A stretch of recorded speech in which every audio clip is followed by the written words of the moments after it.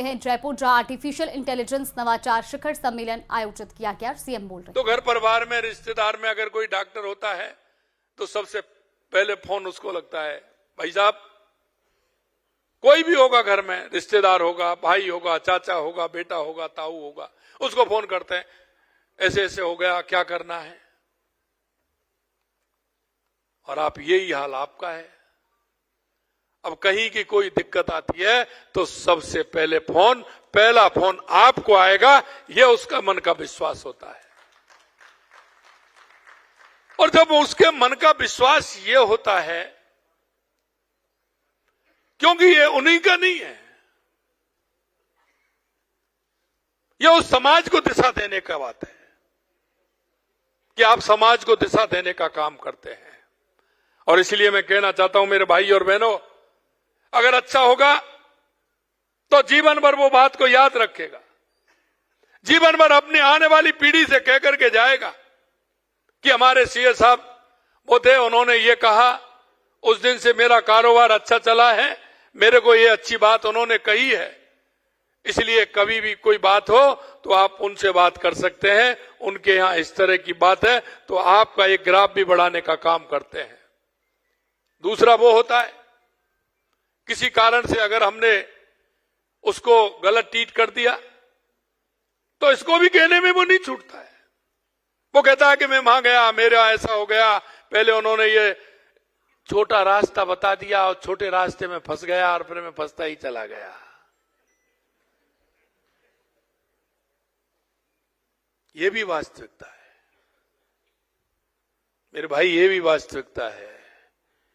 ये वो तो खुद होता है, लेकिन समाज में हमारे जो जिस मेहनत के साथ, जिस परिश्रम के साथ, ऐसे नहीं है सीए बनना कोई, आपने कितनी मेहनत की होगी, कितना आपने परिश्रम किया होगा, रात रात कितनी आपने बिताई होंगी कि जो रात को आंख भी नहीं लगी होगी, एक एक चैप्टर समझने में आपने कितनी मेहनत की है। और जब हमारी मेहनत का आदर होता है, सम्मान होता है, तो मन को शांति मिलती है। अगर उपहास होता है तो उसका दर्द भी होता है। इसलिए मेरे भाई और बहनों, मैं आपसे इतना ही कहना चाहता हूं कि राष्ट्र के निर्माण में आपका बहुत बड़ा योगदान है। और हमारा वो योगदान ऐसा नहीं है कि वो महीने, 2 महीने, साल, 6 महीने, 2 साल, 3 साल, 5 साल का हो। वो हमारी पीढ़ियों को इंगित करने वाला होता है, हमारी पीढ़ियों को दिशा देने वाला होता है। और मैं इतना भी कहना चाहता हूं कि राजस्थान के अंदर आप सभी देख रहे हैं, हमारे उद्योग मंत्री जी बता रहे थे। मैं मित्रों इतना कहना चाहता हूं कि आज के ऐतिहासिक सम्मेलन का मुख्य विषय कृत्रिम बुद्धिमत्ता, आर्टिफिशियल इंटेलिजेंस है।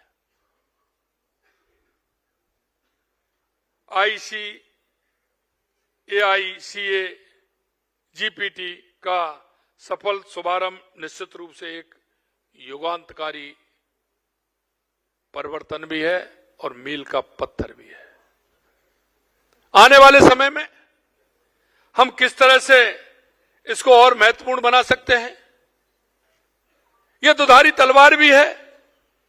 हम उसका उपयोग करना ठीक प्रकार से अगर करेंगे तो फायदा भी देगा। और इसके साथ ये भी है कि ये एक क्रांतिकारी कार्य भी है, क्योंकि हमको सरलता भी प्रदान करता है, समय की बचत भी करता है। तो इस बारे में भी हमने सोचना है।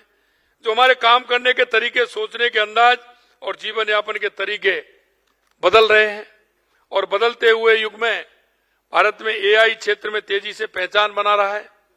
ये हमारे लिए अत्यंत गर्व की बात है। यह तकनीकी भारत की तकनीकी विशेषज्ञता में और बढ़ोतरी करने वाला है। Digital India mission, India AI mission के साथ पूर्ण तालमेल और समन्वय निरंतर कार्य कर रहा है। नई AI और मशीन लर्निंग पॉलिसी काम कर रही है, और आप देख रहे हैं लगातार हमारे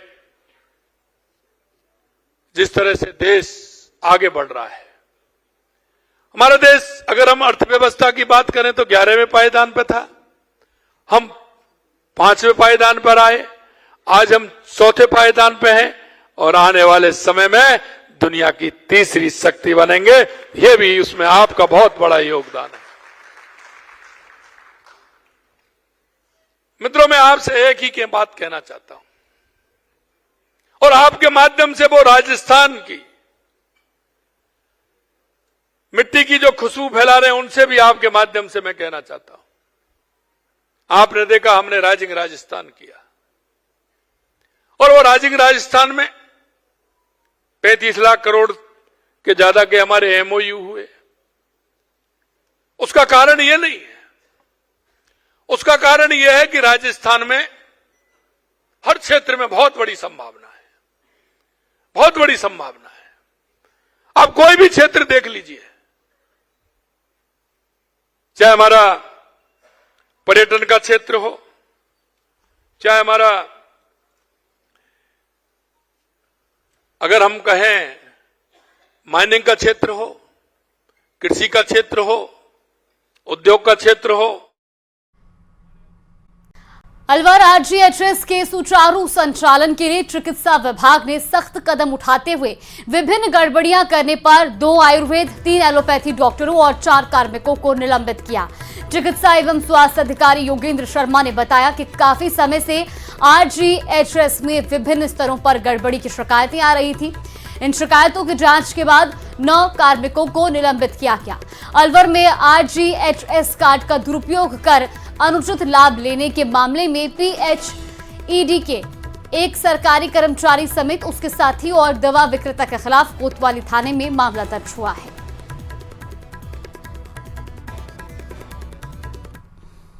पांच चिकित्सक, 9 कार्मिक, इनके ऊपर कार्रवाई की गई है सस्पेंशन की।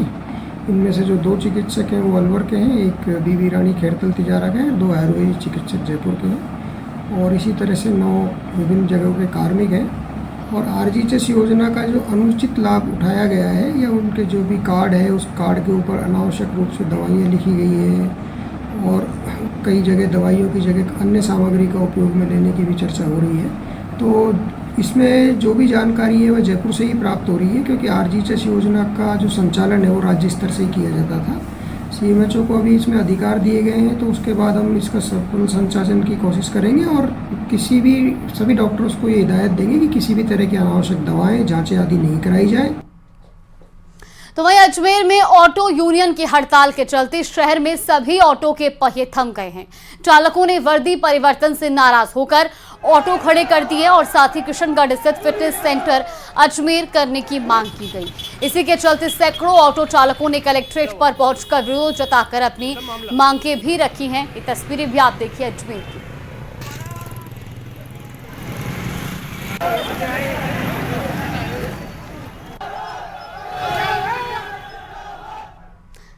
तो वहीं झालावाड़ के बकानी में प्रशासन ने तस्करों के खिलाफ बड़ा एक्शन लिया है। सरकारी संपत्ति पर अवैध निर्माण करने वाले तस्करों पर प्रशासन ने बुलडोजर कार्रवाई की।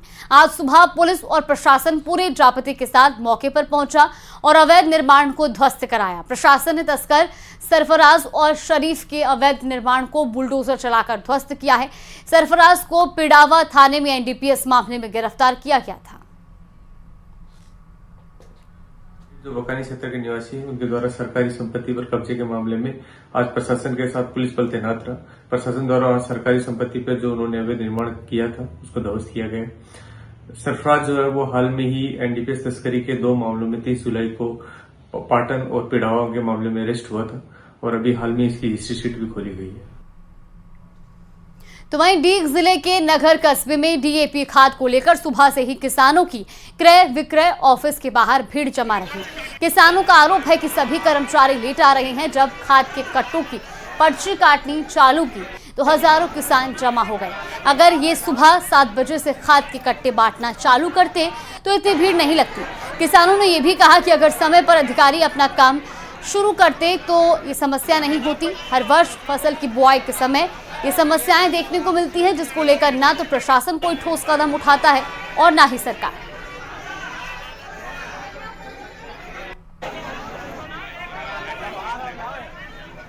तो वहीं नागौर के मेड़ता शहर में महज 5 सेकंड में 18 मीटर ऊंची और आपको बता दें कि 6 लाख लीटर पानी की क्षमता वाली 30 साल पुरानी टंकी गिरा दी गई। शहर के सोजती गेट स्थित इस टंकी को गिराने के लिए गुजरात से टीम बुलाई गई थी। इस दौरान एहतियात के तौर पर क्षेत्र की बिजली आपूर्ति भी कटवा दी गई, क्योंकि बिजली का ट्रांसफार्मर पानी की टंकी के पास ही था।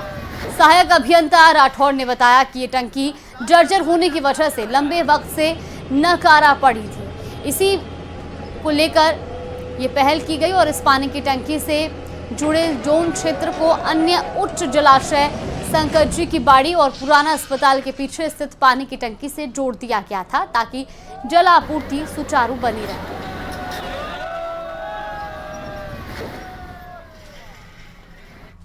तो वहीं कोटा से बड़ी खबर सामने आई, जहां जेके लोन अस्पताल की छत का प्लास्टर अचानक गिर गया।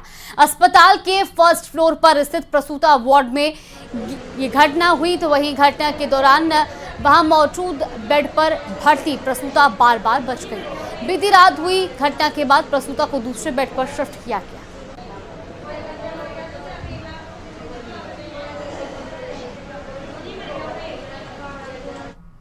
बाड़मेर में एक नवविवाहिता पति पसंद नहीं आने पर घर से भाग गई। इससे नाराज युवती के परिजनों ने भागने में मदद करने का शक जताते हुए एक युवक पर हमला कर दिया।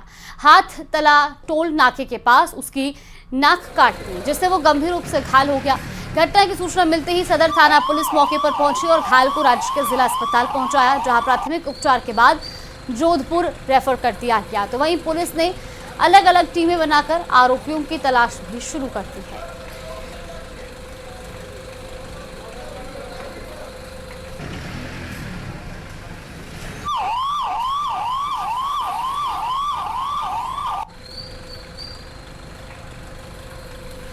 बुराराम नाम के व्यक्ति ये पुलिस थाना सदर हल्के में वारदात हुई, जिसे यहाँ अस्पताल लाया गया है और जिसको रेफर किया गया है। यहाँ प्राथमिक इलाज करके उसको रेफर कर दिया गया। तो वहीं झुंझुनू जिले में स्मार्ट मीटर को लेकर लगातार विरोध तेज होता जा रहा है। स्मार्ट मीटर हटाओ संघर्ष समिति के कार्यकर्ताओं ने सुल्ताना में प्रदर्शन किया और विद्युत विभाग के आदेशों को जनता को गुमराह करने वाला बताया। समिति के संयोजक पंकज धनखड़ ने कहा कि सरकार पंचायत और निकाय चुनाव तक आंदोलन को शांत करना चाहती है। स्मार्ट मीटर को लेकर जो आदेश जारी किए गए हैं उनमें कहीं भी स्पष्ट समाधान नहीं दिया गया। जब तक स्पष्ट और लिखित आदेश जारी नहीं होंगे तब तक आंदोलन जारी रहेगा। ऐतिहासिक बंद जिले को रखा, उसका परिणाम है कि सरकार ने विभाग के द्वारा एक इस तरीके का गुमराह करने वाला आदेश दिया है, जिससे ये पंचायत चुनावों तक टाल मटोल करना चाहते हैं। लेकिन पंचायत चुनाव और निकाय चुनाव से पहले अगर सरकार आदेश वापस नहीं लेती है, तो हमने पहले भी घोषणा करी, रैली में भी घोषणा करी, आज भी हम कह रहे हैं कि स्पष्ट आदेश नहीं आएगा तो लाखों लाख लोग जिला कलेक्ट्रेट को घेरेंगे। उसकी तैयारियों में हम लग गए हैं। ये आदेश सिर्फ एक बार काम को डिले करने का है, इनकी नीयत अभी साफ नहीं है। स्मार्ट मीटर ये हर हाल में लगाएंगे, जब तक सरकार स्पष्ट आदेश नहीं लेगी आंदोलन जारी रहेगा। सीकर जिले के रिंगस कस्बे की गोवर्धन कॉलोनी में चोरों ने एक सूने मकान को अपना निशाना बनाया। आरोपी ताला तोड़कर अंदर घुसे। मकान की लाइट जली हुई देखकर पड़ोसी को शक हुआ तो उन्होंने पास जाकर देखा, जिस पर चोरी की घटना का पता चला। मामले की सूचना पर पुलिस घटनास्थल का मुआयना करने पहुंची और आसपास लगे सीसीटीवी कैमरों को खंगालकर साक्ष्य जुटाने की कोशिश की। पिछले कुछ महीनों से पीड़ित परिवार जयपुर रहता है, जिनके आने के बाद ही चोरी हुए सामान का आकलन हो पाएगा। प्राप्त हुई थी जी ओमा शंकर ने सूचना दी कि मेरी बहन के मकान में चोरी हुई थी, जिस पर मौके पर आया तो वहाँ पर ताले टूटे हुए हैं, वह अलमारी के ताले टूटे हुए हैं, सामान चोरी हुआ है। ये मालूम नहीं कितना हुआ है। मकान बंद था पूर्व से, मकान में कोई नहीं रहता था। अब मकान मालिक जयपुर रहता है, आने पर मालूम चलेगा कि कितनी चोरी हुई। मकान तो सर काफ़ी लंबे टाइम से बंद है, वो जयपुर रहते हैं वो लोग जी। और मेरी सिस्टर का ही है मकान जी, मेरा बाजू में मकान है। तो अभी तो हम ऊपर जब चढ़े तो हमने इसमें लाइट जलती हुई देखी, वैसे अमूमन लाइट बंद रहती है।